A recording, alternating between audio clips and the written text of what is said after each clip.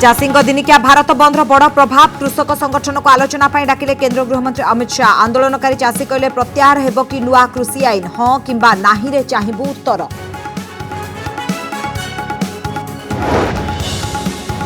कृषि आईन प्रत्याहार दाबी में चाषी बंद पालन में सामिल है सारा ओडिशा। बंद पड़ा आंशिक प्रभाव हेले चाषी आंदोलन को मिला पूर्ण समर्थन। बंद है गाड़ी मोटर रास्तार जलिला टायर।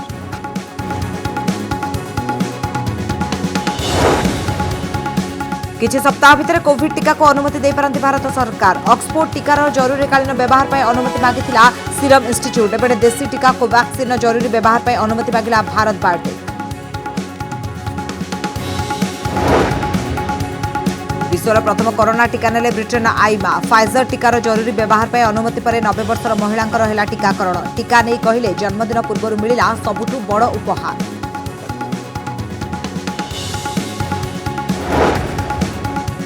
परी मृत्युर रहस्य खोजुवा क्राइमब्रांच एसआईटी को विरोध। रास्तार बाउंश बांधी पशिबा देले नाही जदुपुर गाँवर लोके। कहले रक्त नमूना संग्रह आड़े अଯଥାରେ କରାଯାଉଛି ହଇରାଣ।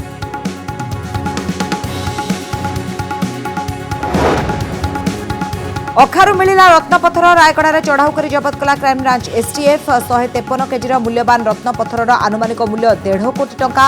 जनक अटक रखी चली पचराउचरा।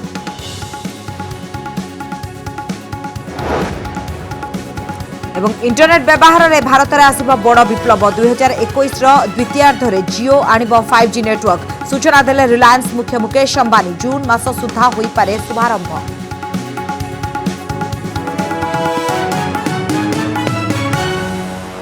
आज सारा देश में चाषी भारत बंद भितर एक नुआ मोड़ आसी। आज संध्यारे चाषी संगठन सहित आलोचना करने को डाकिछंती केंद्र गृहमंत्री अमित शाह। पंचम राउंड कथबार्ता कौन सुफल मिलनी। एपटे भारत बंद सरकार को आहुरी चाप को नहीं आसी। एसबू भितर अमित शाह आलोचना उपर समस्त नजर रही। चाषी गोटे जिद नुआ कृषि आईन प्रत्याहार कर। सेपटे सरकार कहउछंती आईन प्रत्याहार हेब नाही विकल्प बाट कुह। आज अमित शाह सहित आलोचना पूर्व मध्य चाषी नेता पीटीआई को साक्षात्कार दे कहउछंती कौनसी मझी रास्ता सेमानकु मंजूर नाही। सेमाने चाहंती आईन प्रत्याहार हेउ एवं साहा हाँ किंबा ना रे उत्तर दियंतु। चाषी एभली आभिमुख्य सरकार को अड़ुआरे पकाई देछि। आसंता काली षष्ठ राउंड बैठक हेब। तेबे बैठक पूर्व अमित शाह सहित कथबार्ता को बेस गुरुत्व दिया जाउछि।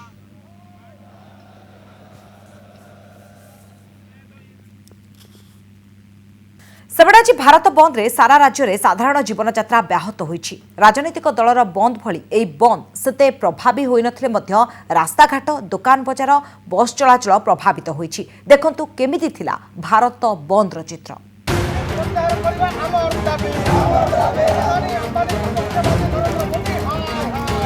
भारत बंद रो एई सब चित्र गोटे कथा प्रमाण करुछि जे जेतेबेले प्राय 70% निर्भर करुवा लोकंक जीवन जीविकार प्रसंग आसे स्वतःप्रवृत्त भाव आसी जाए जनसमर्थन। चाषी भारत बंद आंदोलन में अविकल ताहा ही देखा मिली। चाषी और चाष प्रसंग को नहीं रास्ता रोक होईछि, गाड़ी मोटर बंद रही एवं टायर जली। एबे जो प्रकार सरकार जिद धरुछंती जे एई जो चाषी विरोधी कला आईन बोली सारा भारत कृषक माने जहाँ को कहउछंती सेही आईन को वर्तमान भी केंद्र सरकार जो प्रकार जिद्दी रे अछंती। आज सुधा आम देखुचु गतकाली सुधा आम देखुचु से जदि सेथिरु न ओहरंती आगामी दिन में आज बंद पालन पर आंदोलन गुटे राष्ट्रीय रूप तो धारण करने स्पष्ट संकेत आसीगलानी। बालेश्वर बलांगीर संबलपुर और जयपुर सबुठी चाषी आंदोलन प्रभाव पड़ी। किछि स्थान में बंद आंशिक प्रभाव पड़ी सत, किंतु चाषी आंदोलन को संपूर्ण समर्थन मिली। दीर्घ समय धरी भुवनेश्वर बरमुंडा और कटक बादामबाड़ी में बस चलाचल बंद रही, जहाँफल अनेक यात्री को हैरान होगा पड़ी। एग्जाम तो मोर आसंता 9 तारिख 2टा बड़े एग्जाम अच्छे। आम राति 1 बेल को गुंटूर पहुँची था एवं सकाल सकाल आम एग्जाम सेंटर पहुँच जाइए। कि जदि ट्रेन न जीवो आम केमिति पहुँचो एग्जाम को एग्जाम तो दे हेनी। अभी तो बस तो बंद है। सुबह सुबह हम लोग इधर पहुँच जाने वाला था, लेकिन बस बंद हो गया। अभी तकलीफ हो रहा है। अभी तो बस नहीं चलने से तो रात में किधर रहेगा, ऐसा मुश्किल हो रहा है हम लोग का। कृषि आईन प्रत्याहार दाबी रे चाषी संगठन पक्षर दिया जाइतिबा बंद रे शामिल होईछि सारा ओडिशा। किछि स्थान में गाड़ी चलाचल स्वाभाविक थिबा बेले बरगड़, संबलपुर, सुवर्णपुर, बालेश्वर आदि जिले में गाड़ी चलाचल प्रभावित होइछि। चाषी को समर्थन करी अनेक रेल स्टेशन रे रेल रोक करा जाइछि। तीनिटी जाक जेहेतु चाषी विरोधी, खाउटी विरोधी, तेणु आईन को आम विरोध करुचु। दिल्ली रे दुर्बार आंदोलन चली, से आंदोलन को आम समर्थन करुचु। जेते दिन पर्यंत ये आईन प्रत्याहार ही नहीं, देश सारा विभिन्न समय विभिन्न पर्यायर आंदोलन जारी रहिबो। बड़ कथा होछि चाषी आंदोलन को कांग्रेस और वामपंथी भली एकाधिक दल ओडिशा रे समर्थन जणाइछन्ति। तेबे बीजेपी आंदोलन को प्रायोजित कार्यक्रम बोली आक्षेप करिथिबा बेले कांग्रेस कहिछि कला आईन को कड़ा जवाब मिलिछि। एपटे बीजेडी कहिछि चाषी सहित अछन्ति राज्य सरकार। तीनोटी कला आईन केंद्र सरकार तंग पार्लियामेंट रे पास करथिले एवं आमर दुर्भाग्य जे आमर एठी जो बीजेडी सरकार अछि सीए मध्य तांको समर्थन करथिले। आज तार जवाब जनसाधारण देइछन्ते बंद डाकरा माध्यम रे। राज्यर चाषी एवं देशर चाषी मानक पाई जहा होई पारि नथिला ताहा गत 6 वर्ष भितरे यशस्वी प्रधानमंत्री माननीय नरेंद्र मोदी दायित्व नेला परे से कथार सफल रूपायन करिसेंती। विजु जनता दल सबुबले चाषी समस्या सांगे रही है प्रमाणित होती एवं केंद्र सरकार जो जो कृषि आईन टाक जो विरोध होची जो बड़े भाव में आम पार्लियामेंट रे आम विजु जनता दल तरफ मत पोषण करा जोटा जोटा अच्छी आईन रे जो असुविधा सब रही।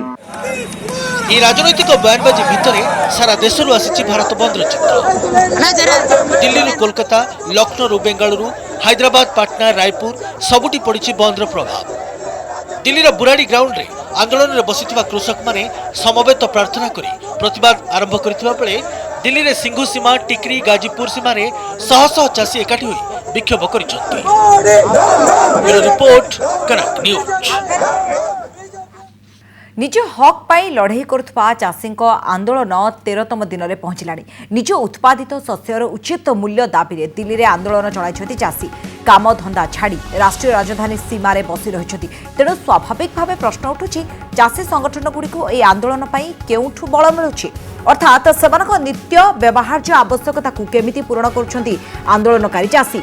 एबे एही प्रश्नर उत्तर मिलिछि। हरियाणा फतेहाबाद जिलार किछि बासिंदा कई घंटा भितर प्राय 50 लिटर क्षीर संग्रह करी एक गाड़ी रे लदी कुंदली सीमा जाए पठाइथिले, जेउठारे चाषी माने केंद्रर कृषि आईन को विरोध करी आंदोलन जारी रखिछथि।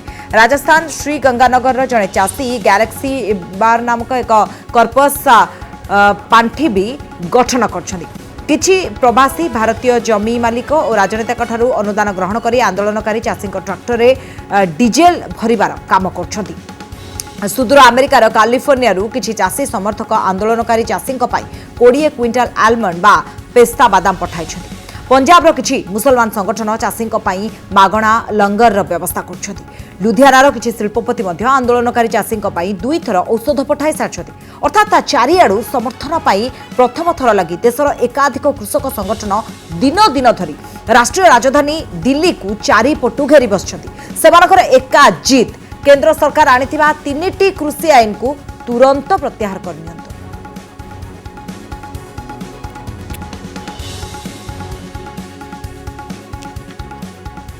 आसंता किछि सप्ताह रे कोरोना टीका को भारत में मिल पारे अनुमति। जरूरीकालीन व्यवहार पाई कोविड टीका को अनुमति दे पारंती केंद्र सरकार। एने सूचना दैछन्ती केंद्र स्वास्थ्य सचिव राजेश भूषण। निकटरे 3टी कोरोना टीका प्रस्तुतकारी संस्था serum institute of India, Pfizer India और भारत बायोटेक डीसीजीआई को अनुमति मागिछन्ती। ए दिगरे भारत सरकार अनुध्यान करछन्ती। वैज्ञानिकों ठारू ग्रीन सिग्नल मिलबा परे एही टीका गुडी को जरूरीकालीन व्यवहार पाई अनुमति मिल पारे। एने तैयारी चलिछि डेटाबेस। एहा किपरि उपलब्ध होई परिबो से दिगरे काम करूछन्ती भारत सरकार।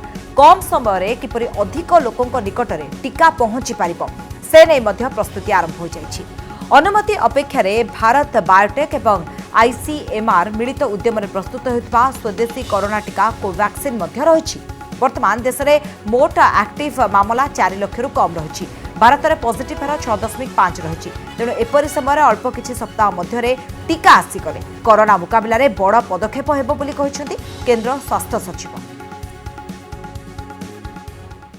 Once we get a green signal from our scientists, we will launch massive production of the vaccine. We have made all the preparations, we have drawn an outline to ramp up the production of the vaccine and to make it available to each and every person in shortest possible time. This is what the Honorable Prime Minister said on 15th of August.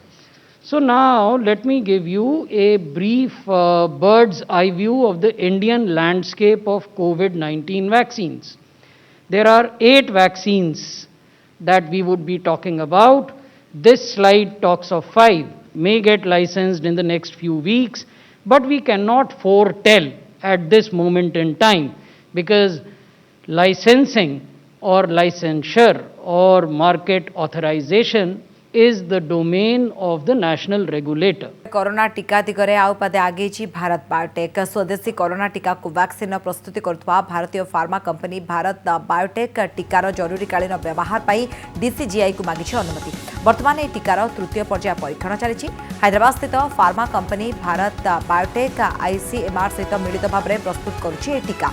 सोमवार Bharat biotech टीकार जरूरीकालीन व्यवहार पर अनुमति मागी। अनुमति मिलगले किछि सप्ताह देश को मिल प्रथम स्वदेशी कोरोना टीका। यह मिसाइले मोट 3टी कोरोना टीका कंपनी जरूरीकालीन व्यवहार पर डीसीजीआई ठारू अनुमति चाहिए। सीरम इंस्टीट्यूट ऑफ इंडिया, अमेरिकार फार्मा कंपनी फाइजर पर भारत बायोटेक मागी अनुमति। देश में वर्तमान 18टी सहर में 22,000 अधिक स्वेच्छासेवी टीकार तृतीय पर्याय परीक्षण चली। तेरे कोरोना विरोधी लड़ई में ए टीकार परीक्षण में मानव शरीर प्रति समस्त दिगरू सुरक्षित प्रमाण मिलिले एहाकु मिली पारे अनुमति।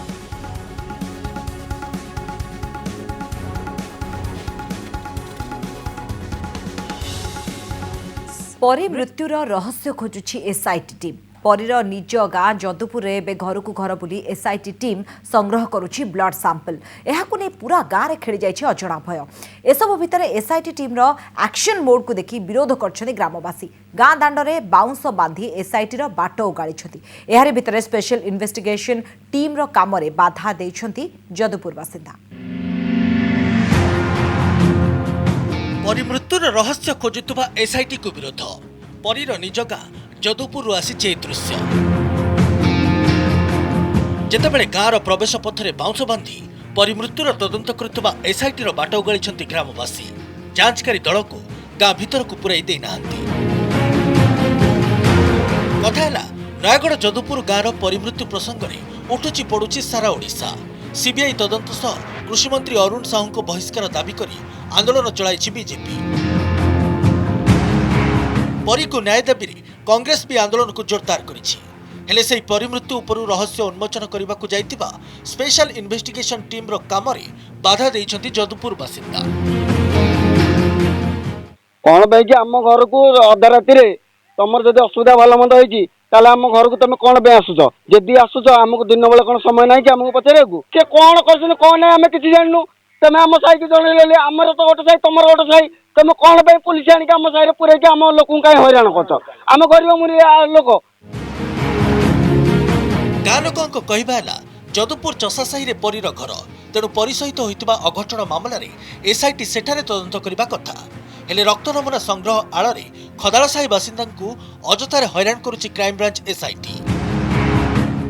आम एपटे छाड़ू ना एपटे बुलिक जातु एपटे आम कौन गाड़ी मोटर कौन लोक भी आम छाड़ून जदि ये जिनसा कल जदि से पिला मारी देखिए तुम जो कथा लुचेदेल जदि आम पिला स्कूल को जाऊँ जदि आम पिला तुम मारिद बोले आम कौन प्रमाण पाइबू आम गरीब गुरिया लोक। यारी भितर सूचना मिली पुणी 18 जनक रक्त नमूना संग्रह करिछि मामलार जांच करुवा एसआईटी। पूर्व 23 जनक रक्त नमूना संग्रह करा जाइथिला। तेबे काहेकि गाँ लोकंक रक्त नमूना संग्रह करुछि जांचकारी दल। परी मृत्यु और यार तदंत सहित रक्त नमूनार रहिछि कि संपर्क एने कनक न्यूज को विश्वस्त सूत्ररु मिली सूचना। जदुपुर गाँ लोकंक प्रोफाइल को नहीं एक डाटाबेस प्रस्तुत करुछि एसआईटी। गाँव में क्यों माने रहुचंती एवं क्यों माने बाहर को जाइछंती जानिबाकु चाहुछि। एपरिकी गत किछि दिन भितर गाँ को क्यों माने आसिछंती तार तथ्य संग्रह होछि। ଯଦୁପୁର ଗାଁରେ 18 ରୁ 35 ବର୍ଷର ଯୁବକମାନଙ୍କ ରକ୍ତ ନମୁନା ସଂଗ୍ରହ କରୁଛି ଏସ୍ଆଇଟି। ଅନୁମାନ କରାଯାଉଛି ପରୀର ପିନ୍ଧା ବସ୍ତ୍ର, ତାକୁ ମାରିବା ପାଇଁ ବ୍ୟବହାର ହୋଇଥିବା ଅସ୍ତ୍ର କିମ୍ବା ତା ସହ ହୋଇଥିବା ଅତ୍ୟାଚାର ସ୍ଥଳରୁ କିଛି ରକ୍ତ ନମୁନା ପାଇଥାଇପାରେ କ୍ରାଇମବ୍ରାଞ୍ଚ ଏସ୍ଆଇଟି। ତେଣୁ ଗାଁ ଲୋକଙ୍କ ରକ୍ତ ନମୁନା ତଦନ୍ତକୁ ଆଗକୁ ବଢ଼ାଇବାରେ ବିଶେଷ ସହାୟକ ହେବ। ନୟାଗଡ଼ରୁ ପ୍ରଦୀପ୍ତ ରଥଙ୍କ ରିପୋର୍ଟ, କନକ ନ୍ୟୁଜ୍। ରାୟଗଡ଼ାରୁ କୁଆଡ଼େ ଲମ୍ବିଛି ରତ୍ନପଥର ଚୋରା ଚାଲାଣର ଚେର। 2ଟି ବସ୍ତାରୁ ପ୍ରାୟ 153 କେଜିର ମୂଲ୍ୟବାନ ରତ୍ନପଥର କ୍ରାଇମବ୍ରାଞ୍ଚ ଏସ୍ଟିଏଫ୍ ଟିମ୍ ଜବତ କରିବା ପରେ ଚାଲିଛି ଖୋଳତାଡ଼। ଜବତ ରତ୍ନପଥର ମଧ୍ୟରେ ରହିଛି ରୁବି, ପାନ୍ନା, କଳାହୀରା, ମୁନଷ୍ଟୋନ୍ ଭଳି ମୂଲ୍ୟବାନ ପଥର, ଯାହାର ବଜାର ମୂଲ୍ୟ ପ୍ରାୟ 1.5 କୋଟି ଟଙ୍କା। ଘଟଣାରେ ଗିରଫ ବ୍ୟକ୍ତିଙ୍କର ଏକାଧିକ ଶାସକ ଦଳ ନେତା ମନ୍ତ୍ରୀଙ୍କ ସହିତ ଫଟୋ ଏବେ ଭାଇରାଲ ହେଉଥିବାରୁ ଏହାକୁ ନେଇ ପ୍ରଶ୍ନ ଉଠାଇଛି ରାୟଗଡ଼ା କଂଗ୍ରେସ।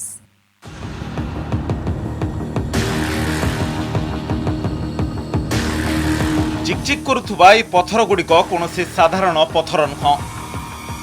ଏହା ହେଉଛି ମୂଲ୍ୟବାନ ରତ୍ନ ପଥର।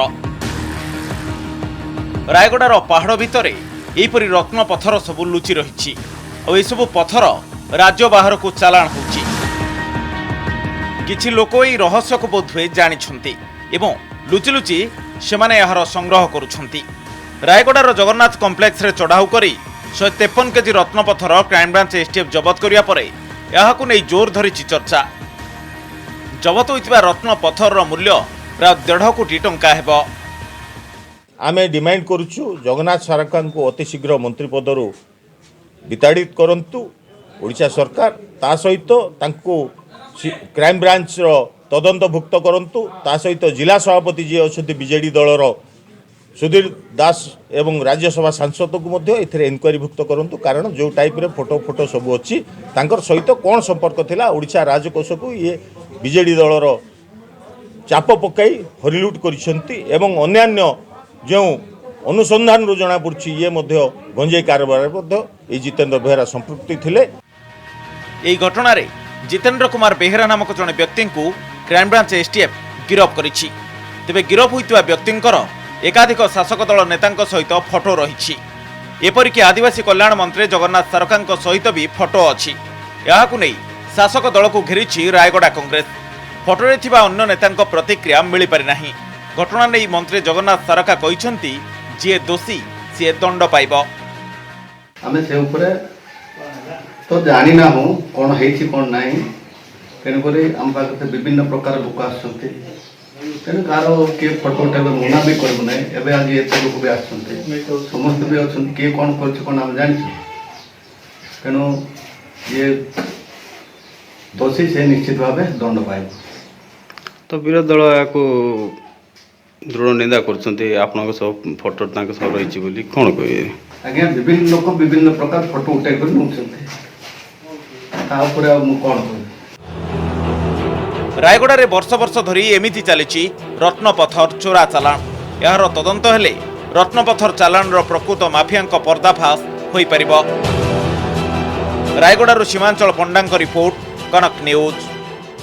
ଦେଶରେ ଇଣ୍ଟରନେଟ୍ ସେବାରେ ନୂଆ ବିପ୍ଳବ ଆଣିବ ରିଲାଏନ୍ସ ଜିଓ। ଆସନ୍ତା ବର୍ଷ ରିଲାଏନ୍ସ ଜିଓ 5G ନେଟୱାର୍କ ସେବା ଆଣିବ ରିଲାଏନ୍ସ। ତେବେ ଏନେଇ ବଡ଼ ଘୋଷଣା କରିଛନ୍ତି ମୁକେଶ ଅମ୍ବାନୀ। ପ୍ରଧାନମନ୍ତ୍ରୀ ନରେନ୍ଦ୍ର ମୋଦି ମଙ୍ଗଳବାର ଇଣ୍ଡିଆନ୍ ନ୍ୟାସନାଲ୍ କଂଗ୍ରେସ 2020ର ଉଦ୍ଘାଟନ କରିଛନ୍ତି। ଏହାର ପ୍ରଥମ ଦିନରେ ରିଲାଏନ୍ସ ଇଣ୍ଡଷ୍ଟ୍ରିର ଅଧ୍ୟକ୍ଷ ମୁକେଶ ଅମ୍ବାନୀ ଯୋଗଦେଇ ରିଲାଏନ୍ସ ଜିଓ ଭାରତରେ 2021ରେ 5G ଇଣ୍ଟରନେଟ୍ ସେବା ଲଞ୍ଚ କରିବା ନେଇ ଘୋଷଣା କରିଛନ୍ତି। ଇଣ୍ଟରନେଟ୍ ବ୍ୟବହାରରେ ଆସିବ ନୂଆ ବିପ୍ଳବ। ରିଲାଏନ୍ସ ଜିଓ ଆଣିବ 5G ସେବା। 2021 ଦ୍ୱିତୀୟାର୍ଦ୍ଧରେ ରିଲାଏନ୍ସ ଜିଓ ଆଣିବାକୁ ଯାଉଛି 5G ନେଟୱାର୍କ। ଏନେଇ ସୂଚନା ଦେଇଛନ୍ତି କମ୍ପାନୀ ମାଲିକ ମୁକେଶ ଅମ୍ବାନୀ। ଇଣ୍ଡିଆନ୍ ମୋବାଇଲ କଂଗ୍ରେସର ଉଦ୍ଘାଟନୀ ଅଧିବେଶନରେ ସମ୍ବୋଧିତ କରି ସେ ଏହା କହିଛନ୍ତି। ଅମ୍ବାନୀ କହିଛନ୍ତି 5G ସେବା 2G ଗ୍ରାହକଙ୍କୁ ଡିଜିଟାଲ ପରିବର୍ତ୍ତନରେ ଲାଭ ଉଠାଇବାରେ ସକ୍ଷମ କରିବ। ଆଜିର ଡିଜିଟାଲ ଯୁଗରେ 30 କୋଟି ଭାରତୀୟ 2G ଇଣ୍ଟରନେଟ୍ରେ ଫସିଛନ୍ତି। ଏମାନେ କିଭଳି ଭାରତର ଡିଜିଟାଲ ଅର୍ଥବ୍ୟବସ୍ଥା ସହିତ ଯୋଡ଼ି ହୋଇ ତାହାର ଫାଇଦା ପାଇବେ ସେ ନେଇ ପଦକ୍ଷେପ ନେବାକୁ ସରକାରଙ୍କୁ ପରାମର୍ଶ ଦେଇଛନ୍ତି ମୁକେଶ ଅମ୍ବାନୀ। ଦେଶରେ 5G ନେଟୱାର୍କକୁ ଫାଷ୍ଟ୍ରାକ୍ କରିବାର ଆବଶ୍ୟକତା ରହିଛି ଏବଂ ରିଲାଏନ୍ସ ଜିଓ ଦେଶରେ 5G ବିପ୍ଳବର ନେତୃତ୍ୱ ନେବ ବୋଲି ମୁକେଶ ଅମ୍ବାନୀ କହିଛନ୍ତି। as many as 300 million mobile subscribers in India are still trapped in the 2G era. Urgent policy steps are needed to ensure that these underprivileged people have an affordable smartphone so that they too can benefit from direct benefit transfer into their bank accounts and actively participate in the digital economy. I assure you that Jio will pioneer the 5G revolution in India in the second half of 2021. दक्षिण Korea, चीन एवं America रे 5G internet सेवा आरंभ होई गलानी।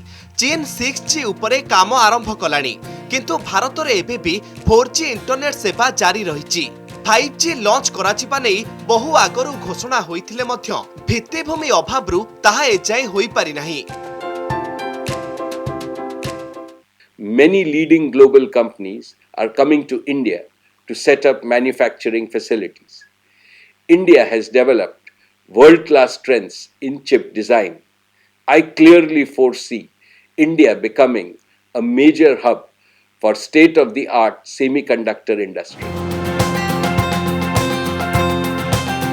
2021 जून मास सुधा एहार शुभारंभ पाई संपूर्ण प्रस्तुति होइथिबा कहिसंती मुकेश अंबानी। सस्ता मूल्य रे एही सेवा ग्राहकों को जोगाई दिया जिवो एवं स्वदेशी ज्ञान कौशल रे निर्मित हेबो 5G सेवा। एही विप्लव प्रधानमंत्री नरेंद्र मोदी को आत्मनिर्भर भारत अभियान रो एक साक्षी हेबो बोली कहिसंती रिलायंस जिओ रो मालिक। ब्यूरो रिपोर्ट, कनक न्यूज।